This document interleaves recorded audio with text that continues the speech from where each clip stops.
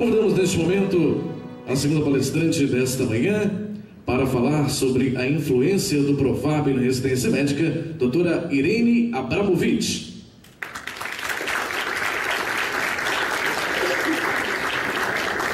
Doutora Irene Abramovic, médica neuropediatra do HC. É isso mesmo, doutora Irene? HC de São Paulo. HC de São Paulo.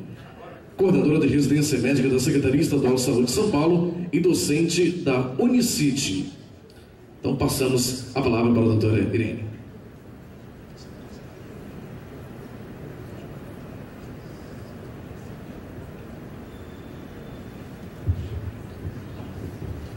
Falar depois do Hélio fica difícil. Foi brilhante a palestra dele. Realmente, eu queria agradecer muito ao convite e dizer uma coisa que me faz muito bem.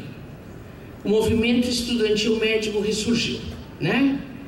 Desde algum tempo estava tudo parado, talvez graças a todas essas, não sei se são atrapalhadas, eu diria medidas eleitoreiras, né?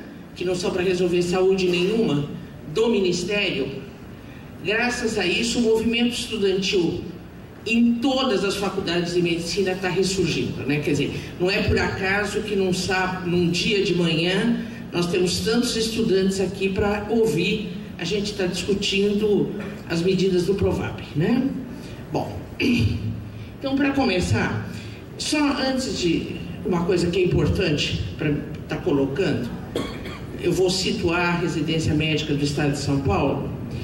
O Profab foi feito menos sério ainda, Hélio, do que você estava pensando, né? Porque assim que saiu, ele era uma medida só para o Norte, Nordeste e Centro-Oeste. E em São Paulo nós fizemos uma pergunta: como é que os alunos de São Paulo, se quisessem, poderiam participar? Qual seria o critério de seleção? Segundo, de avaliação e de supervisão. Senão nós não iríamos nem discutir os 10% do bônus. Fazem só 2 anos e meio que essa carta foi enviada pelo secretário, assinada pelo secretário, que nós não tivemos nenhuma resposta. Porque para quem lida com residência médica, a gente sabe que supervisão é uma coisa permanente. Hoje, na lei, é dito que supervisão é uma vez por mês. Eu não acredito em supervisão mensal, né? Se eles estivessem, porque que eu saiba não tem provabianos, como eles dizem, a palavra é essa, no meio do mato ou em áreas longínquas, onde não tem internet ou onde não tem, é impossível a gente monitorar ou supervisionar alguém a essa distância com uma vistoria uma vez por mês, né? Então nós não sabemos aonde eles estão, como é que eles estão trabalhando, se é que estão, como é que está sendo a avaliação. Então em São Paulo realmente a gente se recusou a estar colocando o bônus da residência médica. Nenhum dos programas de São Paulo colocou nos seus editais, nem no ano passado, nem nesse ano. E não é por acaso, é por uma decisão de todos os programas, porque a gente acha que não é justo. E nós vamos mostrar por que a gente acha que não é justo. Só para vocês. Eu quero saber onde fica o... Não, isso é... Bom, o programa de residência médica é só para dar uma situada. Do estado de São Paulo, ele é bancado pelo governo do estado. Ele está localizado nas universidades públicas estaduais, nas faculdades privadas, nas instituições estaduais, nas OSS, nas filantrópicas, autarquia, Hospital do Servidor Público Estadual, né? E o Hospital Municipal. Só para terem uma ideia, este ano que passou, nós tivemos 5.540 bolsas. E para o ano de 2014 será mais 600 bolsas, o governador já anunciou. Então esta é a proposta de São Paulo. Nós vamos formar mais 600 médicos por ano qualificados, não é colocando gente em nenhum lugar. E residência 60 horas semanais, com bolsa, com supervisão permanente, né? Só para ter uma ideia, este ano o custo... Onde acende a luzinha? Por favor. Em cima. Não. Bom, esse ano custou, o programa custa 205 milhões. Nós não achamos que é um dinheiro mal gasto, não. Nós achamos que é um dinheiro muito bem gasto, que é de formação de recursos humanos para a saúde, né? Isso era antes das 600 bolsas. Bom, nós pegamos para este ano que passou, 2013, porque 2014 estão rodando ainda as inscrições. O que nós pegamos? Os maiores concursos do país. O concurso da Secretaria, maior numericamente, não tem nenhum critério de valor, por favor. O da Secretaria, o da Faculdade de Medicina da USP, Santa Casa, Unicamp, Unifesp e Hospital de Servidor Público Estadual. E trabalhamos com o número de candidatos por vaga, né? O que está em azul, nós pegamos as 6 maiores procuras, né? Então, se vocês forem ver, clínica médica é a maior procura, só na FIUSP e na Unicamp, entre as 6, e a cirurgia geral na Unicamp.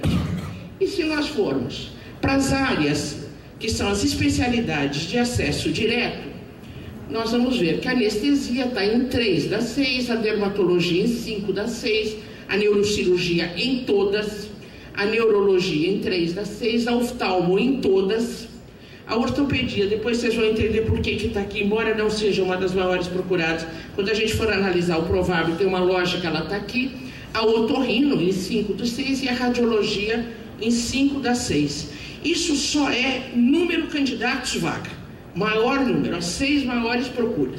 Como vocês veem, o maior número de procuras são nas áreas das especialidades de acesso direto. Esse é um gráfico pequenininho só para mostrar o que é a área básica e as áreas de especialidades de acesso direto. Só para ver geograficamente assim, não tem? Bom, tem o outro lado da moeda. O que está aqui em vermelho é o que tem menos candidato por vaga. E que também é um assunto que nós vamos ter que uma hora discutir, né? Cancerologia clínica. Embora os grandes hospitais, todos os grandes hospitais de câncer estejam no nosso estado, o AC Camargo, o Pio 12, o IAVC, o a USP e Barretos, estão todos, nós temos quase um dos menores números de candidatos por vaga. E a gente ouve o governo falando todo dia que precisa formar cancerologista. Então nós vamos formar como? Se não tem procura para essas áreas, né? A cardiologia também, a gastro. Agora, quando a gente chega aqui na geriatria, na hematologia, na nefrologia, na pneumo, é de chorar. É o menor número de candidatos por vaga em todas as instituições. E aí eu queria só emendar uma coisinha, meio do que a Leide falou e o Hélio falou. Se vocês leram essa lei agora, que foi o corta e cola e era a lei do mais médico, a medida provisória do mais velho, ela coloca que vai ter 2 anos de pré-requisito para todas as áreas. E a gente, inclusive, eu não sei se ele está mal redigido intencionalmente ou não. Então, para quem for fazer cancerologia, vai ter 1 ano na clínica médica e depois mais 2 anos na cancerologia, em atenção básica. Nós estamos sem entender se isso, eu não acho que não é intencional, é intencional sim, para ser discutido depois, né? Essa lei conseguiu a façanha de acabar com uma coisa que era organizada nesse país, que se chamava residência médica. Se nós formos para as áreas de especialidades cirúrgicas, nós vamos ver que é a mesma coisa. Cancerologia cirúrgica, a única instituição que tem é o nosso programa, que em todos os programas de cancerologia tem cancerologia, e mesmo assim tem 1,9 candidatos por vaga. Nós temos que estar discutindo, nós precisamos desse profissional? Se nós precisamos, o que nós vamos fazer para ter mais gente procurando essa área? Nós temos vaga sobrando nessas instituições. A cardiovascular, então, é uma catástrofe. Praticamente não tem candidato. Nós estamos com vaga sobrando em todas as instituições. Cabeça e pescoço, aparelho digestivo menos, cirurgia geral avançada, cirurgia pediátrica, cirurgia torácica, né? E eu não sei quem está operando os cânceres de pulmão e tudo mais, porque é um profissional que nós precisamos, né? Urologia. Agora, uma das coisas que nos assusta muito é a terapia intensiva, né? Tem meio candidato por vaga, 3, 2, 5. E como nada, não é proibido fazer mais de um concurso, às vezes, mesmo onde tem um pouquinho a mais de candidato, as vagas estão sobrando porque entraram em outro lugar, são as mesmas pessoas. Em compensação, na cirurgia plástica, nós temos um número de 37 candidatos por vaga, 25 candidatos por vaga. Bom, como o comportamento de todas essas instituições é mais ou menos similar na procura espontânea, a gente usou o nosso concurso, que até este ano foi concurso da Secretaria. A Secretaria Municipal tinha entrado no nosso concurso, e esse ano agora ela não vai entrar, porque ela quer manter o Provab e nós não. Bom, o nosso concurso, todos vocês sabem, é um concurso muito grande, é considerado o maior do país. No último ano nós tivemos 10 mil candidatos, quase 11 mil candidatos. Brasil. Ele é feito em fase única. Brasil todo, aliás, a gente já vai aproveitar que nós já abrimos o ano passado, eu já vou dar um aviso aqui, nós estamos abrindo concurso também para treineiro, de qualquer ano. Pode fazer, para vocês verem como a prova. A intenção é essa, nós não vamos avaliar a escola nenhuma. Não temos essa proposta equivocada de usar isso para avaliar a prova. Avaliar a escola, nem nada disso. Nós usamos isso para vocês verem como é a prova. E não ficarem tão angustiados querendo fazer cursinho, né? Bom, então se a gente for olhar aqui, o número de candidatos em clínica médica, ele foi aumentando em número absoluto. Só que se a gente for ver a proporção, subiram 2 mil candidatos no último ano, não foram na clínica médica, eles não estão na clínica médica. Agora vão para a cirurgia, a mesma coisa, tem uma hora que vai, aumenta, diminui, mas ela vai caindo. E eu soube que ela está caindo no mundo, a procura cirurgia geral. A residência de cirurgia geral está tendo uma queda de procura no mundo. Isso foi levantado no Congresso Americano de Cirurgia Geral. A pediatria, ela começou a ter um aumento de procura significativo, né? E se a gente for olhar, proporcionalmente também. O que aconteceu na pediatria? Começou a faltar pediatra. Hoje o pediatra ganha mais no plantão. Agora nós vamos deixar isso acontecer, e isso eu não vejo. Ninguém está discutindo a sério o que a gente vai fazer, né? Ou nós vamos chegar, daqui a pouco vai ter um número suficiente de pediatra, vai pagar menos, então vamos ter um refluxo. Ou nós vamos discutir que o pediatra é um profissional importante na nossa rede, né? Toda, não estou falando da atenção básica só. Ginecologia e obstetrícia, aí a catástrofe é muito maior. A queda vem crescendo, crescendo. Se a gente puser aí uma curva de tendência, fica assustador, né? E eu falei isso, eu repito sempre, eu falei isso no congresso do COBEM, que eu não sou epidemiologista, não é minha área, eu sou neuropediatra, mas seguramente mulher e criança continuarão existindo. Então, são profissionais que nós precisamos, né? Nas áreas básicas. E eu não vejo essa discussão estar rodando por aí. Então, se vocês olharem aqui, o que está em verde é a especialidade de atenção, a especialidade de acesso direto. O que está em amarelo é a área básica, né? E ela praticamente cruzou. Seguramente, com o concurso desse ano, a especialidade de acesso direto vai ganhar em relação às áreas básicas, né? A porcentagem de candidato por vaga. Bom, aí, este ano que passou, quando foi dezembro, nós tivemos, esse ano que passou foi 2012, que eu estou falando, nós recebemos uma lista do Ministério, saiu no Diário Oficial, uma lista dos Ministérios, os candidatos aprovados, no dia 20 de dezembro. Embora todos tenham começado no dia, em março, de março para diante, para mim um ano não fazia em dezembro, mas nós pegamos os que cruzamos aquela lista, eram 300 e pouco, nós cruzamos quais tinham feito concurso com a gente espontaneamente. Tinha 111, 96 tinham sido aprovados. Não estou dizendo que os outros foram reprovados, alguns faltaram, outros foram reprovados. Então nós vamos trabalhar com o número 96, que foram os que nos procuraram. E aí é muito interessante, eles foram para atenção básica, era exatamente o que você disse. E aí, o que eles foram fazer? 4 para clínica, 4 para cirurgia, 4 para pediatria e 2 para ginecologia. E aí nós vamos para as especialidades. 23 na anestesia, 10 na radiologia, 11 na otorrino, 8 no oftalmo, 13 na dermato, e 8 na ortopedia. Por isso que eu pus a ortopedia. Então, exatamente, as pessoas estão indo para a mesma área, que é o maior número de candidatos vaga, né? E se vocês olharem o gráfico, então, é uma coisa que chama atenção. 85% foram para as especialidades de acesso direto e 14% só para as áreas de atenção. Para a saúde da família, nenhumzinho. E nós temos muitas vagas de saúde da família. Então, dizer que o Provab é para interiorizar, para desenvolver, longe disso. Nem passou perto, né? Bom, e aí nós fizemos um exercício. Nós não demos o bônus. Como a nossa prova é em fase única, é fácil a gente fazer essa conta. O que a gente fez? Nós pegamos os candidatos, pegamos a nota, se a gente desse o bônus, para que nota ele iria e qual seria a nova classificação. Na anestesia, que eram 23, vocês lembram? Só um passaria. Se nós dessemos 10%, 14 passaria. E eu coloco isso porque eu não aguento mais o Ministério dizer que é balela.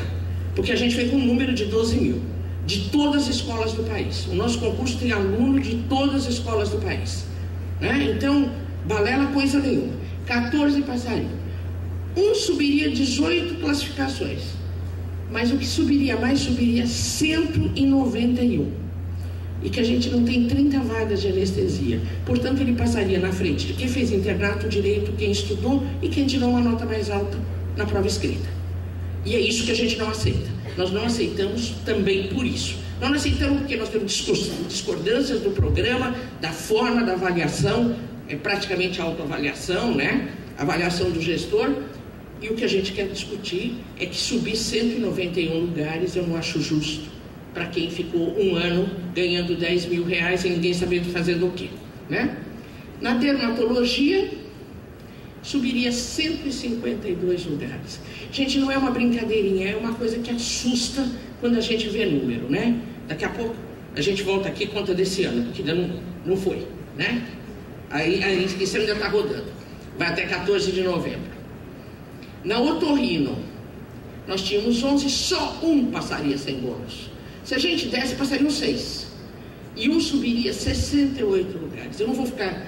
Na radiologia, nenhum passaria. Uma das áreas mais procuradas, nenhum deles passaria. Com bônus, 4 passariam. Um subiria 34 lugares e outro subiria 103. Quando tem 10, 12 vagas. Ou seja, eles tirariam todas as vagas de quem tirou nota melhor, né? Nós não estamos defendendo quem fez prova com a gente, conhece.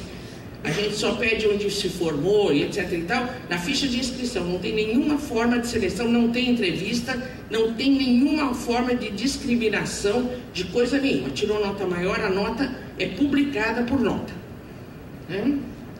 Na ortopedia subiria também 89. Na oftalmo, eu vou pegar agora aqui. Área básica, foi o que assustou um pouco mais a gente, né? Na cirurgia geral, eles foram para atenção básica. Sem bônus, só um passaria, tinha 4. 2 com bônus, o outro nem com bônus. Nem assim ele entraria. Um subiria 74 postos e o outro 260. Na gineco-obstetrícia, habilitados, os 2 só com bônus. O um subiria 64 pontos e o outro 79. E aí vem a surpresa, viu, Hélio? Na clínica médica. Ficaram lá na atenção básica, né? Nenhum passaria na prova de clínica médica. 2 com bônus, um subiria 247 lugares. E o outro 302.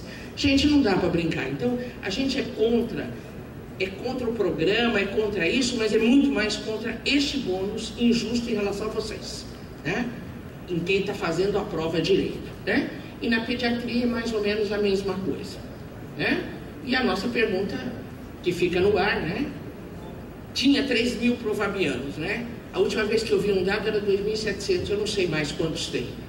Cada hora aparece um número, né? Porque a gente depende das informações do Ministério. A gente não sabe, né? Agora, onde eles estão?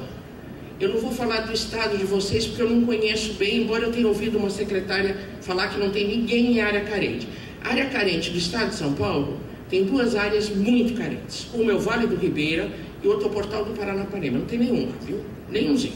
Tem em São Paulo, tem no Guarujá, tem no ABC, né? ninguém sabe o que eles estão fazendo, ninguém sabe direito quem está supervisionando. E assim, a pergunta que se faz, né? Quem que está avaliando eles? Eles têm uma forma de autoavaliação e uma avaliação do gestor. Eu quase apanhei quando eu perguntei quem era o gestor. Você não sabe? Não, não sei. É o secretário municipal? Porque se for o secretário municipal da minha cidade, que é São Paulo, é muito difícil ele saber o que está acontecendo naquele posto. Para mim é a população daquele posto. O conselho municipal ou o conselho daquele posto, ali é que tinha que estar dizendo se ele vai, se ele atende, como é que ele está funcionando, né? Nem isso nós sabemos. Então assim, você vai dar 10% dessa forma, e a lei agora ficou pior, né? Ela institucionaliza, né? E lembrar que nós temos mais ou menos 17 mil formandos. Eu digo mais ou menos porque a gente tem ideia, tem um exato número de que entram na escola, né? Então são os dados da BEM dos que entram na escola. A gente pode ter alguma variação, mas é cerca de por aí. Como é que nós vamos funcionar? 3 mil vão ter esse privilégio todo?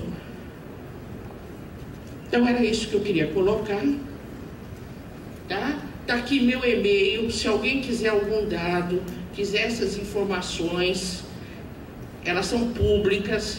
Então aí eu deixei o pendrive aí, os dados, quem quiser copiar, não tem problema nenhum. Esses são os dados deste ano.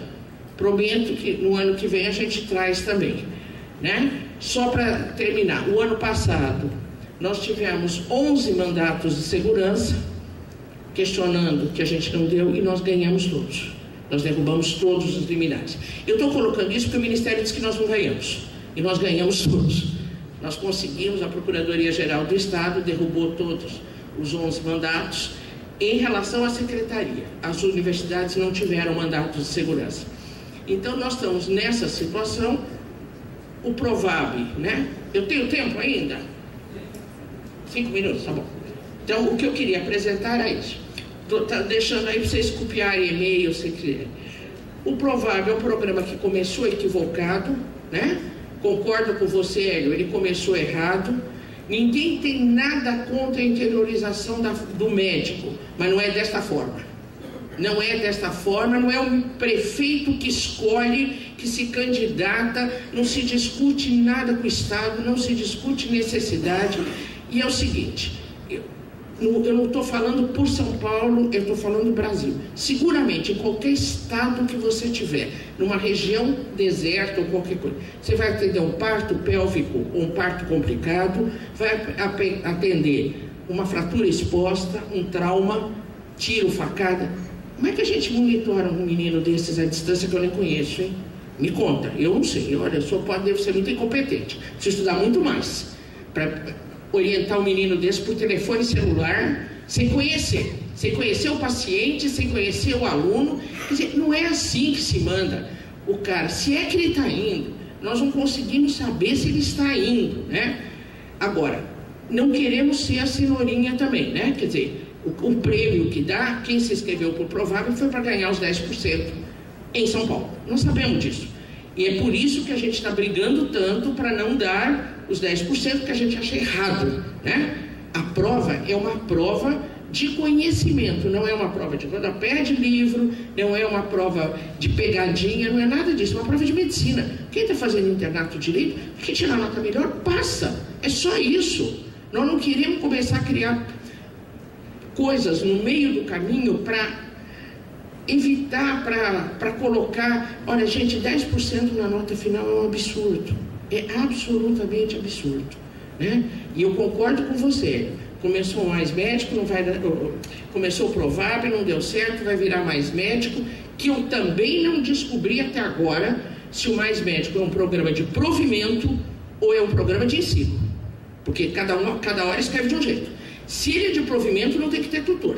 Provimento quer dizer emprego. Eu estou contratando um médico para atender. Isso é provimento. Então eu não tenho que ter tutor.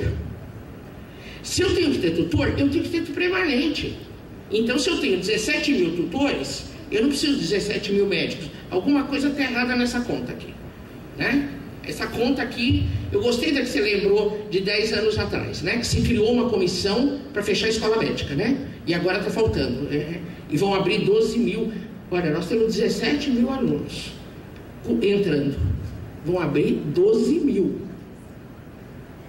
das quais 6 ficam na cidade, na Grande São Paulo. 6 estão na Grande São Paulo, das novas escolas. Então, era isso que eu queria meio colocar e depois debater com vocês, porque acho que o importante é o debate. Obrigado.